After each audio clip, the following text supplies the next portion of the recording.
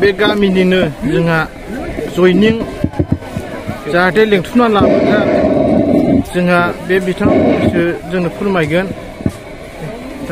औ नंगौ दिनै माने बिपिएफएल दोलोखौ जों नोजोर लादों।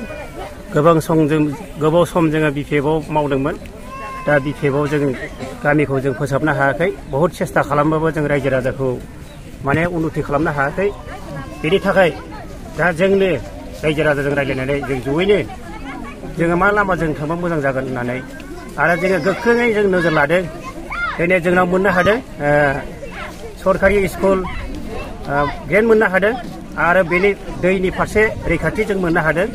आरो लोगोसे जोङो मोननो हाबावदों जे दिनै न'आ 72 न'सआव जोङो गैयाबाबो जोङो 7 घरल'सो बाखि दा बुंनो हायो। ओंखायनो जों बेखौ नोजोर लादों। आरो फारसेथिं जोङो ICDSबो जों गोदान मोननो हादों। दा इउपिपिएल हान्जाजों जोङो जयैनो जों रायजो राजा आदिबासि एबा राभा ज' जानानै जोङो मोनसे थि लादों। जोङो फैगौ माबायाव MP इलेक्सनावबो जोङो जयैनो बोलोजों गोहोजों जों जुजिनानै जों बे सेन्ट्रेलखौ जों देरहाहोगोन होननानै जोङो जोंनि EM सार बिथांखौ जों लेंदों। दिनै जयैनो जों जयनिं लानाय प्रग्राम जों लादों। बेल' आंनि बुंनाया।